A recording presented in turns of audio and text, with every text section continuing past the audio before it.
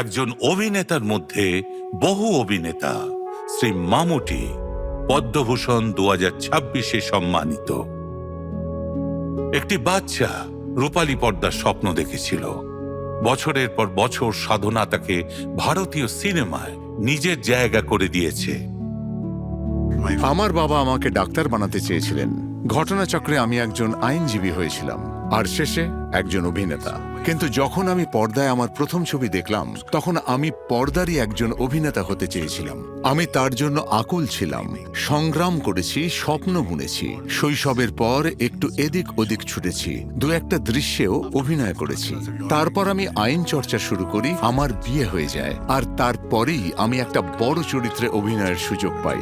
সৌভাগ্য বা দুর্ভাগ্যবশত সেই ছবিটা কখনো সম্পূর্ণ হয়নি। আমি শখ হিসেবে থিয়েটার করতাম।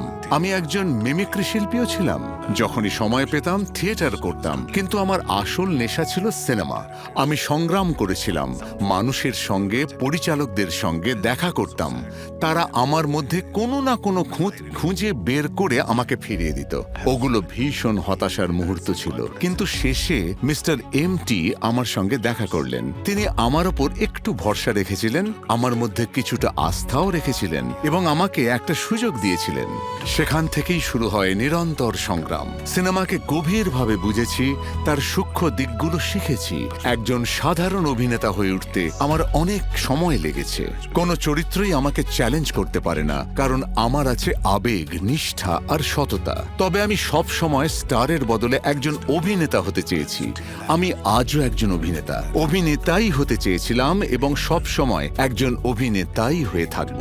সিনেমাতে আসার আগেই আমার বিয়ে হয়ে গিয়েছিল। আমার দুটো সন্তান, এক ছেলে এক মেয়ে। আমার ছেলেও আমার পেশাতেই আছে, সেও অভিনেতা। মেয়ে একজন চিত্রশিল্পী, আর আমার স্ত্রী গৃহিণী। এরা সব সময় আমার আগ্রহের পাশে থেকেছে, আমাকে সাহস জুগিয়েছে এবং সাহায্য করেছে। আমি নতুন লোক, নতুন পরিচালক, ডেবিউ পরিচালকদের উৎসাহ দিই। তরুণদের কাছে আমার জন্য অবশ্যই আলাদা কিছু থাকবে, আর আমি সেটাকে হাতছাড়া করতে চাই না। শ্রী মামুটি পদ্মভূষণ 2026। कोटि कोटि नमस्कार।